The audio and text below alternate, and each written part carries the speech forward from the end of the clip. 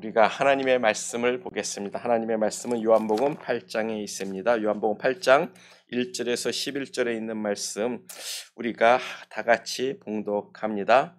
예수는 감람산으로 가시다. 아침에 다시 성전으로 들어오시니 백성이 다 나오는지라 앉으사 저희를 가르치시더니 서기관들과 바리새인들이 간음 중에 잡힌 여자를 끌고 와서 가운데 세우고 예수께 말하되 선생이여 이 여자가 간음하다가 현장에서 잡혔나이다. 모세는 율법에 이러한 여자를 돌로 치라 명하였거니와 선생은 어떻게 말하겠나이까. 저희가 이렇게 말하면 고소할 조건을 얻고자 하여 예수를 시험함이로라. 예수께서 몸을 굽히사 손가락으로 땅에 쓰시니 저희가 묻기를 맞이 아니하는지라. 이에 일어나 가라사대 너희 중에 죄 없는 자가 먼저 돌로 치라 하시고 다시 몸을 굽히사 손가락으로 땅에 쓰시니 저희가 이 말씀을 듣고 양심의 가책을 받아 어른으로부터 시작하여 젊은이까지 하나씩 하나씩 나가고 오직 예수와 그 가운데 섰던 여자만 남았더라. 예수께서 일어나사 여자 외에 아무도 없는 것을 보시고 이르시되 여자여 너를 고소하던 그들이 어디 있느냐 너를 정죄한 자가 없느냐. 예수께서 주여 없나이다. 예수께서 가라사대 나도 너를 정죄하지 아니하노니 가서 다시는 죄를 범치 말라 하시니라. 아멘. 여기까지 봉독했습니다. 할렐루야. 오늘도 하나님의 그 놀라운 은혜가 우리 가운데 함께하기를 예수님의 이름으로 축복합니다. 지난주에 제가 한 번 더 말씀을 드리겠다고 한 것이 있었는데 지난 미국 대통령 취임식 때 트럼프 대통령이 한 말이에요.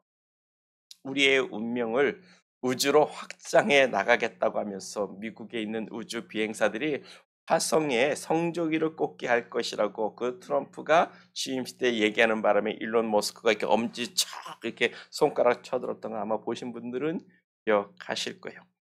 실제로 트럼프 임기 때 화성에 유인 유주선을 보내게 될 것이라는 관측이 지금 나오고 있습니다. 왜냐하면 2010년부터 나사가 2030년 안에 사람을 화성에 보낼 것을 계획하고 지금까지 준비하고 있었단 말이에요. 저는 트럼프가 이 말을 할 때 와 정말 이게 우리 시대에 된다고, 정말 화성에 간다고, 정말 스타워즈 시대가 오는가, 정말 인간에겐 불가능이란 없구나, 정말 대단하다, 그런 생각을 가졌는데 역시 그 순간 머리에 딱 스쳐 지나가는 하나님의 말씀이 있었어요. 오바댜 1장 4절의 말씀이죠. 내가 독수리처럼 높이 오르며 별 사이에 깃들일지라도 내가 거기서 너를 끌어내리리라. 여호와의 말씀이니라. 그래서 하나님의 심판에 대한 이야기가 줄줄이 나오는데 이 말씀은 에돔 족속, 교만한 에돔 족속에게 주시는 하나님의 말씀입니다. 에돔 족속이 높은 곳에, 산 꼭대기에 이렇게 살았어요. 높은 곳에 살았습니다. 그러면서 누가 나를 감히 이 땅에서 끌어내랴, 이런 교만한 말을 가지고 있었는데 그때가 기원전 850년 경입니다. 겨우 철기 문화가 시작된 지 불과 한 100년 정도 된 그런 시대인데 그 시대에 누가 감히 별에 들어가서 별에다가 깃발을 꽂고 살겠다고 생각하는 사람이 있었겠냐고요. 아무도 그런 생각을 못하는 시대에, 할 수도 없는 그 시대에 하나님께서 너희가 저 별에 깃들이고 깃발을 꽂고 거기서 정말 집을 짓고 정말 그렇게 산다 할지라도 내가 너희를 끌어내리겠다라고 하시는 이 말씀이 과연 에돔 족속에게 주신 말씀일까? 우리는 생각해 보게 되는 거죠. 교만한 시대, 교만이 극치에 달한 그 시대를 두고 하나님께서 주신 말씀이 아닐까요? 하나님께서는 사람을 만들고 이 땅을 정복하고 다스리라고 하나님은 우리에게 이 땅을 주셨습니다. 근데 사람들이 교만해지니까, 좀 지식과 과학이 커지니까 이젠 이 지구가 아니라 저 하늘 우주 밖으로 나가겠다라고 이야기를 하는 거예요. 바로 이 시대, 교만한 우리 시대에 하시는 하나님의 말씀이라고 저는 믿습니다. 이 시대는 하나님보다도 이제는 과학을 더 믿는 시대예요. 과학을 더 숭배하는 시대입니다. 하나님은 그런 하나님의 우리들의 교만을 아시고 오래전 기원전 850경에 그 택도 없는 그 시대에 니들이 별의 깃발을 꽂고 살지라도 내가 너희를 끄집어내리겠다라고 말씀하시는 것 아니겠습니까? 하나님은 우리의 교만을 심판하시는 하나님이에요. 하나님의 심판은 이미 아담이 죄진 그 시대에 정해졌습니다. 우리는 다 그 죄로 인해서 심판을 향해 나가고 있는 죄인들일진데 하나님은 그 심판에서 우리를 구원하겠다고 우리에게 예수 그리스도를 보내주신 거예요. 그래서 요한 1서 4장 9절을 보면 하나님의 사랑이 우리에게 이렇게 나타난 바 되었으니 하나님이 자기의 독생자를 세상에 보내심은 저로 말미암아 우리를 살리려 하심이니라. 아멘. 하나님의 사랑이 우리에게 나타난 바 되었는데 어떻게 나타나요? 하나님께서 예수 그리스도를 이 땅에 보내신 것, 우리에게 보내주신 것, 그게 바로 하나님의 사랑이라고 말씀하고 있는 거예요. 하나님은 여러분들을 사랑하십니다. 내가 너희를 이렇게 사랑한다고 너희를 심판하는 것 가운데서 너희를 구원하고 살리고자 내가 예수를 보낸다라고 우리에게 말씀해 주시는 거예요. 하나님은 우리를 사랑하십니다. 오늘 본문이 이 가늠한 여인 이 본문이 바로 그 하나님의 사랑, 우리를 지극히 사랑하시는 하나님의 공의로운 사랑을 보여주고 있는 본문이라고 저는 믿습니다. 오늘 본문 읽으신 본문은 정말 유명한 말씀 아닙니까? 바리새인들이 유대인들이 가늠한 여인을 붙잡아 가지고 와서 예수님을 시험하는 내용인데 예수님은 죄가 없는 자가 가늠한 여인을 먼저 돌로 치라고 공의로운 재판을 우리에게 주셨어요. 이 유명한 이야기를 단순히 죄 없는 자가 죄인을 정죄할 수 있다라고 하면 착각입니다. 또 너나 나나 우리 다 같이 죄를 졌으니까 서로 정죄할 수 없다고 결론을 내리는 것도 이 본문을 잘못 이해하는 거예요. 우리는 이 본문을 통해서 깨달아야 하는 것이 있습니다. 그게 뭐예요? 나 같은 죄인을 예수님이 어떻게 사랑하셨는지, 이 죄인들을 어떻게 예수님이 사랑하셨는지를 아는 데 있다는 거예요. 예수님의 공의로운 재판을 통해서 우리는 하나님이 우리를 어떻게 사랑하고 있는지를 깨달아야 되는 거예요. 이게 가장 중요한 포인트입니다. 그래서 단순히 가늠한 여인만 보지 말고 이 여인이 바로 나라는 사실을 깨닫기를 축복합니다. 그래야 하나님의 사랑이 내 마음에 와닿는 거예요. 그리고 그리고 당신이 이 가늠한 여인이라고 생각을 하고 이 말씀을 볼 때 하나님의 은혜를 깨닫게 되는 줄 믿습니다. 그래서 먼저 제가 이렇게 묻고 싶은 게 있는데요. 왜 사탄이가 아담으로 죄를 짓게 했을까요? 마귀가 지나가다 보니까 심심해가지고 그냥 저기 인간들이 있는데 한번 죄나 짓게 장난이나 쳐볼까. 그냥 심심해서 아담과 하와를 죄짓게 했다라고 여러분들은 생각하십니까? 아니에요. 마귀는 분명한 목적을 가지고 아담과 하와를 유혹하고 죄를 짓게 만들었습니다. 마귀가 되기 전에는 천사였다라는 것을 여러분 다 알고 계시죠? 하나님이 만드신 가장 뛰어난 천사 루시퍼가 너무 뛰어나니까 하나님의 보좌를 탐내보는 거예요. 나 같은 존재라면 나도 하나님이 될 수도 있지 않을까. 교만한 마음, 하나님의 보좌를 보면서 나도 하나님의 보좌에 앉을 만한 그런 존재가 아닐까. 그런 교만한 마음을 품자 하나님께서 저주하고 내쫓아서 마귀가 된 겁니다. 천사 루시퍼가 뭐 대단한 것 한 거 아니에요. 그냥 교만한 마음을 가졌던 겁니다. 나 같은 정도라면 정말 저는 하나님 같은 존재가 될 수도 있지 않을까. 그런 생각만으로도 천사가 마귀가 된 거예요. 그리고 영원한 심판을 받아 기다리고 있는 건데 어찌 보면 여러분 불쌍하지 않습니까? 억울하다는 생각 들지 않습니까? 그저 마음으로 상상의 날개를 펴본 건데 그것을 그렇게 죄라고 정죄해야 하는가? 우리들도 수많은 죄를 마음으로 짓고 있지 않습니까? 여러분들도 그 마음으로 수많은 상상의 날개를 피며 죄악들을 만들고 짓고 있지 않습니까? 여러분, 그 마음의 죄도 죄라는 것을 분명히 말씀해 주고 있는 거예요. 꼭 기억하십시오. 마음의 죄, 마음으로 행하는 그 모든 죄도 다 똑같은 죄입니다. 그래서 여러분들은 죄인이고 나도 죄인이에요. 그래서 마귀가 하나님께 도전하는 거예요. 하나님의 형상을 입은 인간을 자기와 똑같은 죄, 마음으로 짓는 그 교만한 죄, 교만의 죄를 짓게 하는 겁니다. 아담과 하와의 죄가 여러분 뭡니까? 단순히 선악과를 먹었다는 그 죄가 아니에요. 거기에는 더 먼저 앞선 생각이 있습니다. 내가 선악과를 먹으면 하나님과 같이 될 수 있다라는 그 말의 선악과를 먹은 거예요. 그냥 단순히 사과가 맛있어 보여서 먹는 게 아니라 내가 저거를 한 입 꽉 깨물어 먹으면 내 눈이 밝아져서 내가 하나님처럼 될 것이라는 그 사탄이의 말에 나도 하나님이 되고 싶어. 그래서 선악과를 먹은 겁니다. 그러니까 아담의 죄도 마귀의 죄도 똑같은 죄를 가지고 있는 거예요.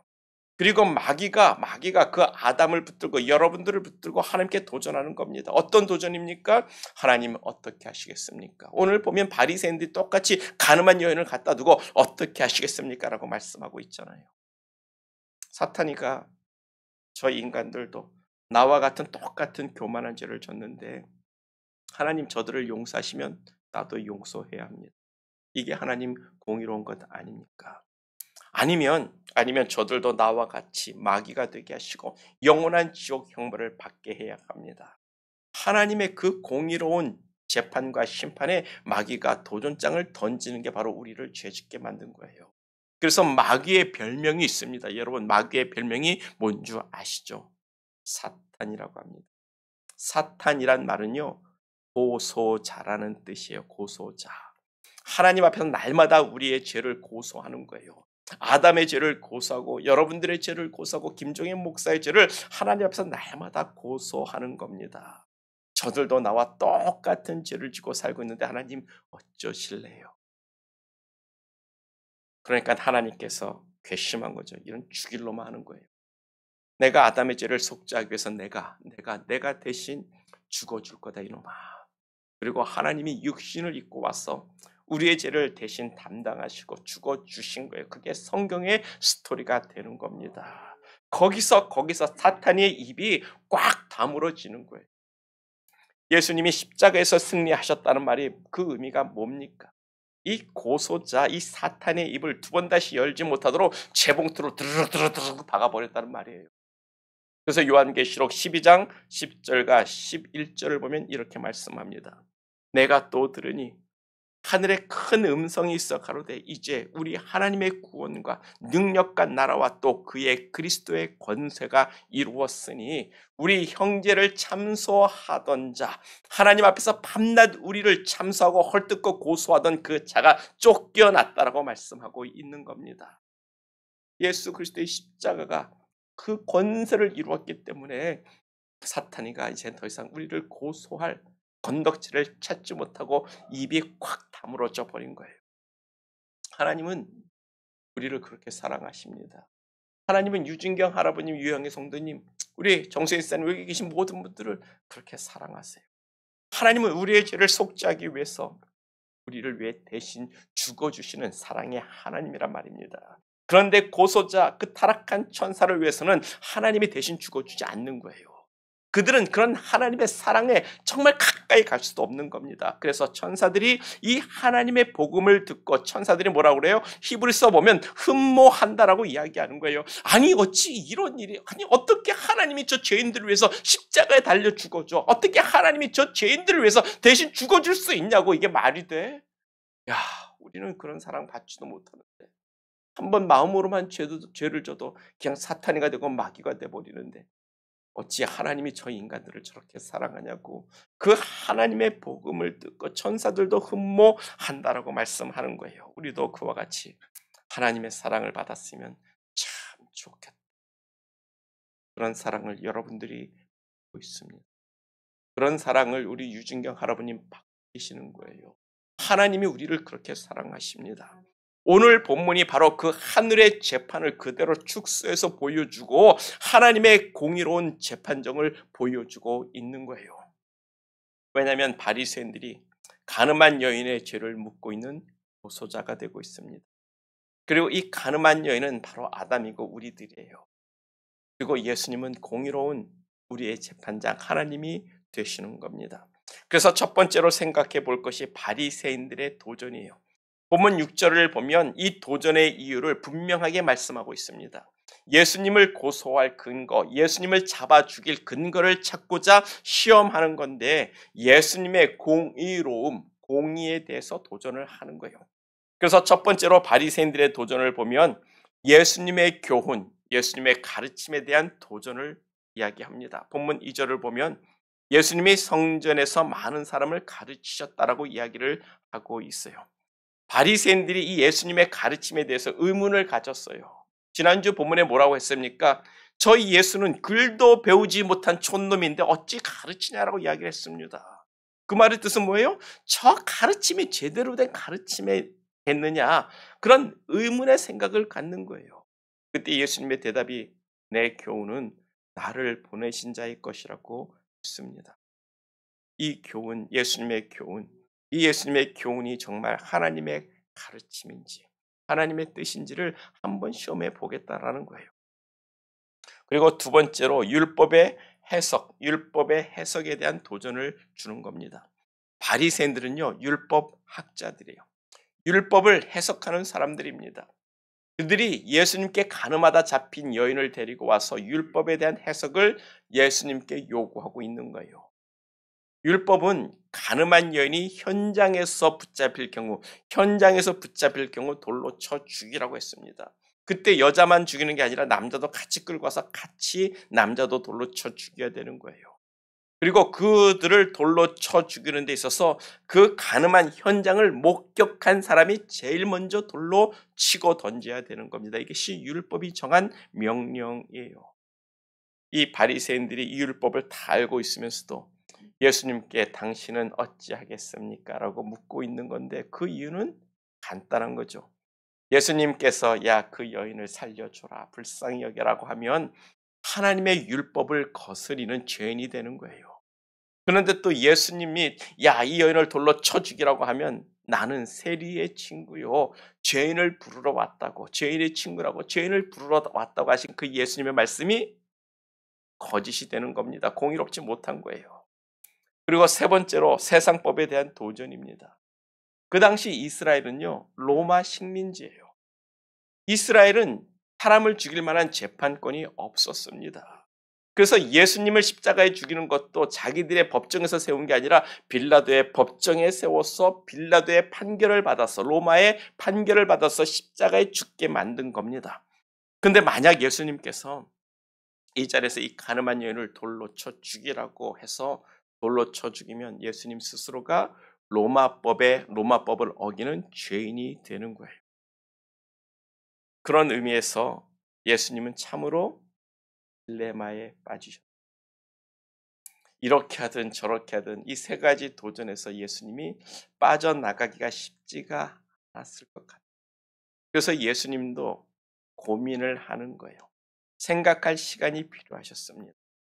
그래서 우리가 두 번째로 생각해 볼 것이 예수님이 행하신 일이에요. 본문 6절과 8절을 보면 예수님께서 몸을 굽혀 손가락으로 땅에 글을 쓰셨다라고 합니다. 6절에서 한 번, 8절에서 한 번, 그래서 두 번을 땅에다 글을 쓰셨어요.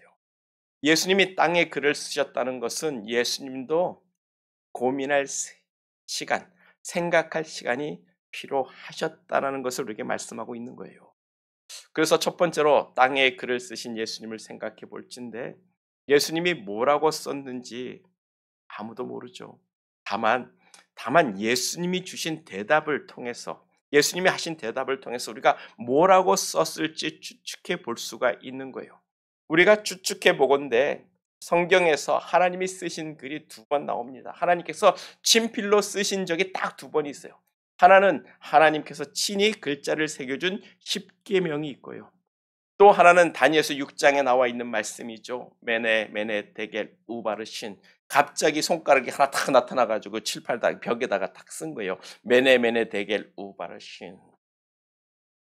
십계명은 법조문입니다. 법조문의 법이에요. 메네 데겔 우바르신이란 심판 판결문입니다.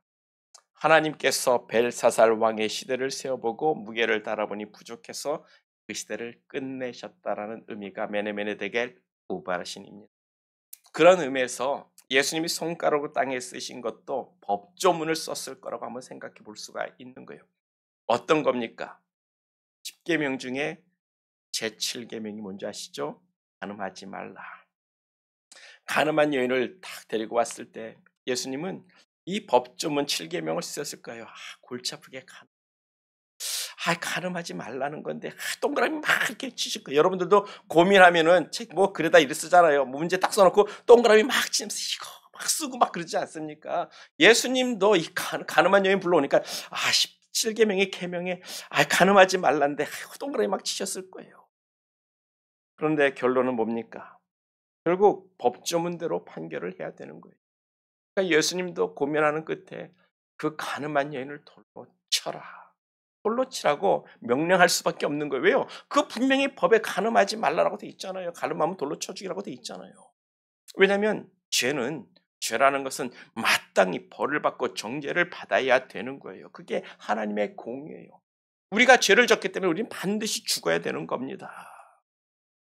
그래서 본문 7절을 보면 그들이 묻기를 맞이 아니하는지라. 이에 예수님이 일어나 이르시되 너희 중에 죄 없는 자가 먼저 돌로 치라는 거예요. 예수님께서. 예수님은 분명히 율법대로 돌로 쳐 죽이라고 했습니다. 다만 한 가지가 뭐예요? 너희 중에 죄 없는 자가 먼저 돌로 치라는 것. 그것만 달라진 거예요.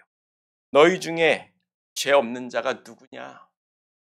그런 말씀일진데 예수님은 땅에 십계명 법조문을 쓰시면서 생각하신 겁니다. 간음하지 말라.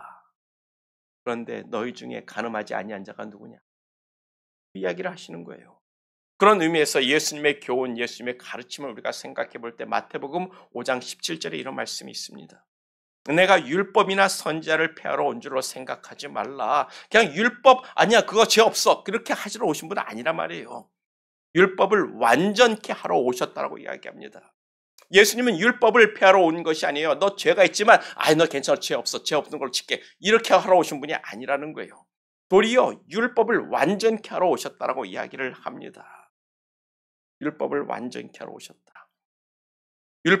그 말은 율법이 완전하지 못했다라는 말인데 율법의 목적이 여러분 뭔지 알고 계시죠? 로마서 3장 20절을 보면 율법으로는 죄를 깨닫느니라.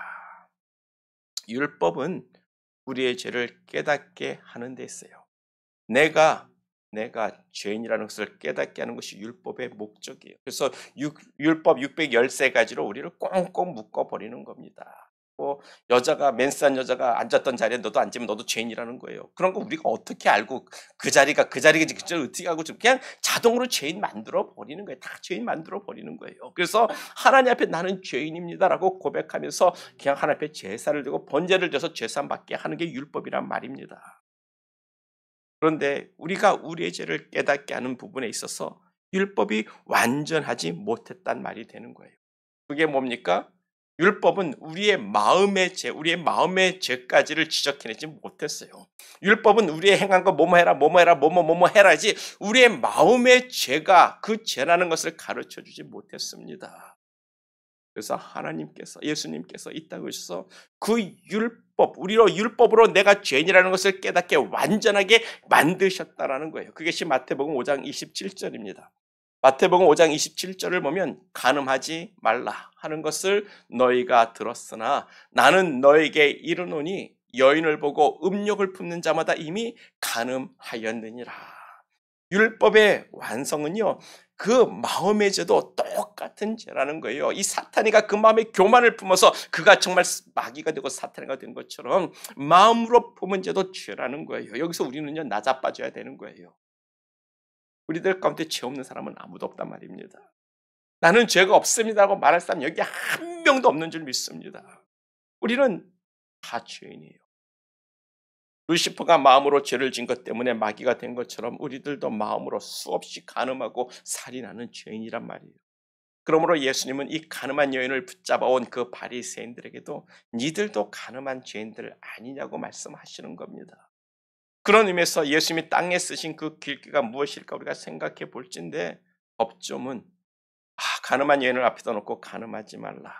그리고 판결문으로 간음한 자는 돌로 쳐 죽여야 한다. 그리고 결론으로 마음으로 간음한 자도 간음이라고 쓰지 않았을까요? 그래서 죄 없는 자가 죄 없는 자가 먼저 돌로 치라고 율법의 목적대로 죄를 깨닫게 해주신 것 아니겠습니까? 그런 예수님의 판결에 사람들은 양심에 찔렸어요. 어른에서부터 하나둘씩 돌을 내려놓고 물러가게 되는 겁니다. 기억하십시오. 마음으로 짓는 죄도 죄라는 사실을 주목해야 되는 거예요. 사탄이는 그 마음에 교만을 품은 것 때문에, 상상의 날개를 핀 것 때문에 아무것도 한 것이 없어도 천사가 마귀가 된 것처럼 우리도 마음으로 짓는 죄, 미워하고 살인하고 마음으로 간음하고 마음으로 욕심 부리고 남의 거 훔치고 갖고 싶어하는 그 마음이 다 죄라는 겁니다. 그 사실에 우리는 하나님 앞에 자복해야 돼요. 우리는 죄인입니다. 오래 사신 분일수록 더 죄가 많으신 분이라는 거예요. 여러분, 내가 죄인입니다라고 하나님께 자복하는 우리가 되기를 축복합니다. 바리새인들이 왜 예수님께 욕을 얻어먹는 겁니까? 자신들은 율법적으로 의롭고 죄가 없다는 거예요. 나는 율법을 다 지켰다라는 거예요. 그러나 그들은 그들의 마음의 죄를 간과했다라는 거예요.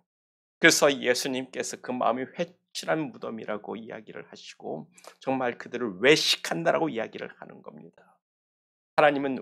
예수님은 우리 모두가 죄인인 것을 완전하게 만들어 주셨어요. 난 죄인이 아니라고 빠져나갈 사람이 한 명도 없게 만들어 주셨어요. 여러분들도 죄라고 하면 내가 무슨 그렇게 죄를 졌나 그런 생각 당연히 들 거예요. 뭐 도둑질을 했습니까? 간음을 했습니까? 사기를 쳤습니까? 그런데 실상 마음으로는 세상의 온갖 모든 절한 죄는 다 죄를 짓고 있는 사람들이라는 것. 그래서 우리의 마음은 부패했다라고 성경은 이야기하고 있습니다. 우리의 마음은 심히 교만하고 더럽고 추악합니다. 그것을 매일 밥 먹듯이 행하는 죄인들일진데 사도 바울은 말합니다. 내 속에 선한 것이 거하지 아니하는 줄을 내가 아노라. 이 세상 모든 사람들 그리고 저와 여러분들은 다 그런 죄인이에요. 죄인이라는 것을 예수님께서 오늘 본문은 우리에게 가르쳐주고 있습니다. 우리는 다 돌에 맞아 죽을 죄인들이란 말이에요. 이것을 깨닫는 것이 하나님의 은혜가 우리에게 임할 때가 되는 겁니다. 우리가 죄인이라는 것을 고백하지 않으면, 내가 죄인이라는 것을 깨닫지 못하면 우리는 하나님의 은혜에서 너무 동떨어져 있는 사람들이 되는 거예요. 하나님을 믿는 사람들은 내가 죄인이라는 것을 인정한 사람들이고, 하나님을 믿는다는 것은 내 죄가 예수 그리스도의 십자가 안에서 속죄된 것을 믿는 사람들입니다. 그래서 회개하지 아니하는 자는 크리스찬이 될 수가 없는 거예요. 이것을 깨닫는 것이 하나님의 은혜입니다. 그래서 돌로 치라는 예수님의 공의로운 판결문이 나왔어요. 죄인에 대해서 분명히 돌로 치라고 했습니다. 그리고 두 번째로 땅에 글을 쓰신 예수님을 생각해 볼 때 본문 8절이에요. 예수님이 또 다시 몸을 굽혀 땅에 글을 쓰셨다고 하는데, 아니 죄 없는 자가 먼저 돌로 치라고 판결을 다 해놨으면 이제 끝난 거 아닌데 왜 또 글을 씁니까? 왜 글을 쓰셨을까 생각해 봐야죠. 죄 없는 자가 먼저 돌로 치라는 것은 하나님의 심판이 아니라 사람의 심판이에요. 사람이 정죄하는 겁니다. 그 다음에는 하나님의 심판이 우리에게 남아있단 말이에요. 참으로 죄 없으신 하나님이 우리를 심판하고 정죄하시는 하나님이 되시는 거예요.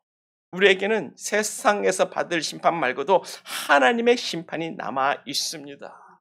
그런데 하나님은 우리를 정죄하는 것을 기뻐하지 않습니다.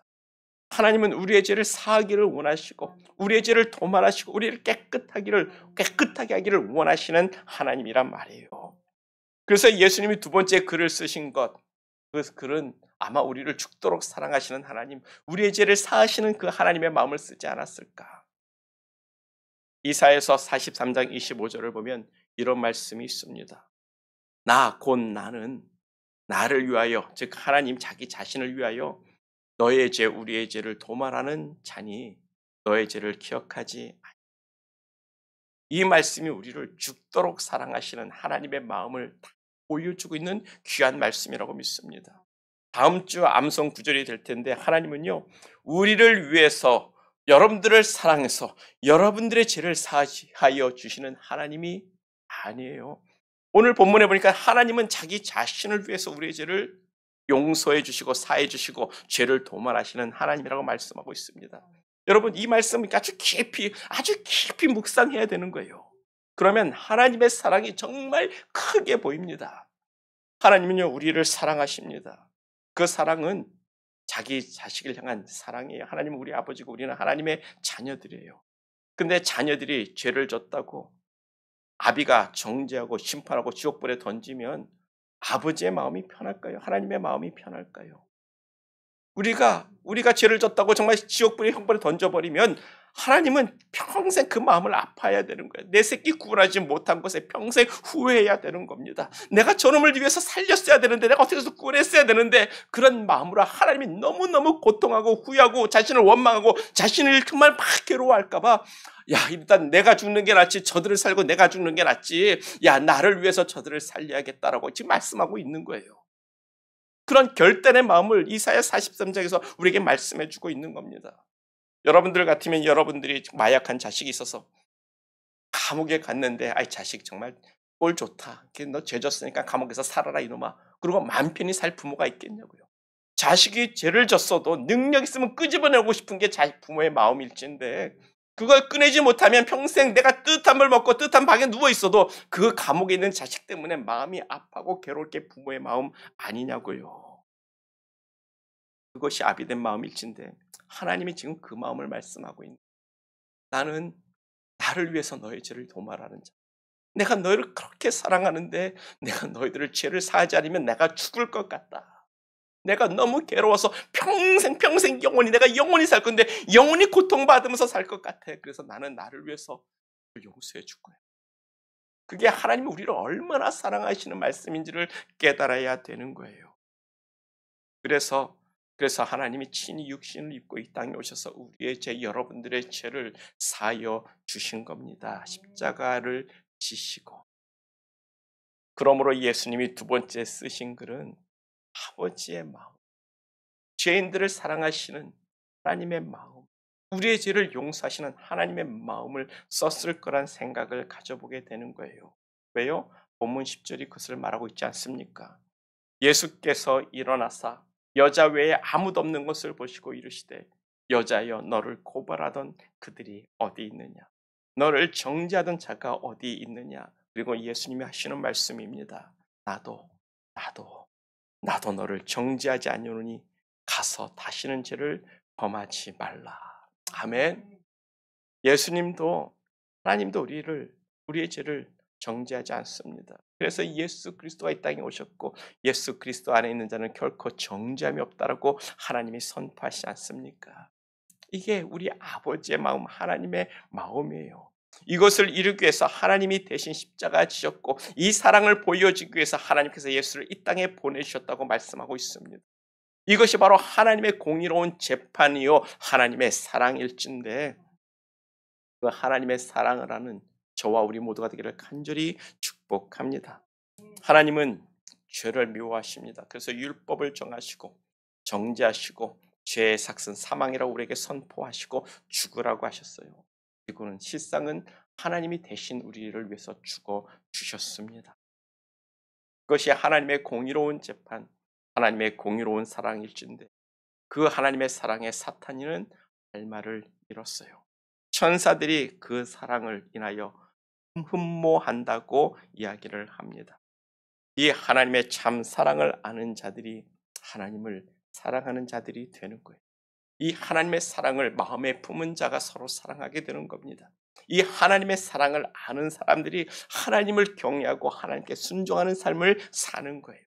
이 하나님의 사랑을 아는 자가 성숙한 크리스천, 철든 신앙인들이 되는 줄 믿습니다. 이 하나님의 공의로운 사랑을 아는 저와 우리 모두가 되기를 간절히 축복합니다. 하나님은 노아를 죽도록 사랑하고 유진경 할아버님을 죽도록 사랑하고 여기 계신 모든 분들을 죽도록 사랑하시는 하나님일 텐데, 그 사랑을 깨닫는 저와 우리 모두가 되기를 간절히 축복합니다. 우리 다 같이 기도하겠어요. 기도할 때 이 하나님의 사랑을 알기 원합니다. 내 마음이 찢어질 정도로 이 사랑을 알게 하소서. 이 하나님의 사랑 때문에 내가 주를 죽도록 사랑하기 원합니다. 내가 이 하나님의 사랑을 뼈저리게 느끼게 해달라고 우리가 소망하며 잠시 기도합니다.